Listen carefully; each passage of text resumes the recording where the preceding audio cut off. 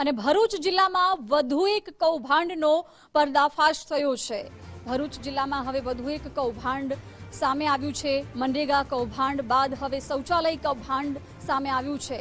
મનરેગા કૌભાંડ બાદ હવે શૌચાલય કૌભાંડનો ખુલાસો થયો છે, જેમાં લગ્ન નોંધણી માટેના આધાર કાર્ડનો ખોટો ઉપયોગ કરવામાં આવતો હોવાનું પણ સામે આવ્યું છે। શૌચાલય લાભાર્થી તરીકે આધાર કાર્ડનો ઉપયોગ કરવામાં આવતો હતો। જાણ થઈ કે મારા ડોક્યુમેન્ટનો ખોટો ઉપયોગ કરવામાં આવેલ છે અને આ નંબર 1842 અને 1843 અને હું વોર્ડ નંબર 9માં રહું છું અને આ ખોટો ઉપયોગ કરેલ છે। મેં મારા લગ્નના સર્ટિફિકેટ માટે જે તે ડોક્યુમેન્ટ આપ્યા હતા એમાં નગરપાલિકાએ જે આનો ભ્રષ્ટાચારમાં ઉપયોગ કર્યો છે તેને હું સખત શબ્દોમાં વંખોળું છું। જે શૌચાલયો બનાવવામાં આવેલા છે એની અંદર કેટલાક નામો તો હિન્દુ અને મુસ્લિમ એક જ ઘરમાં રહેતા બતાવવામાં આવેલા છે। હવે તે કઈ રીતે શક્ય બનેલું છે?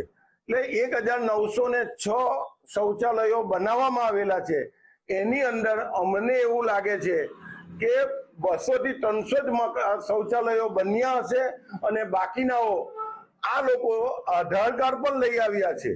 આધાર કાર્ડ એવી રીતે એ લોકોએ લાવ્યા કે જે તે સમયે જેમણે લગ્નનું રજીસ્ટ્રેશન કરાવવા માટે નગરપાલિકાની અંદર આધાર કાર્ડ આપવામાં આવેલો હતો, એ આધાર કાર્ડનો દુરુપયોગ કરવામાં આવેલો છે। શૌચાલયમાં નગરપાલિકા દ્વારા કૌભાંડો થયા શું કહેશો?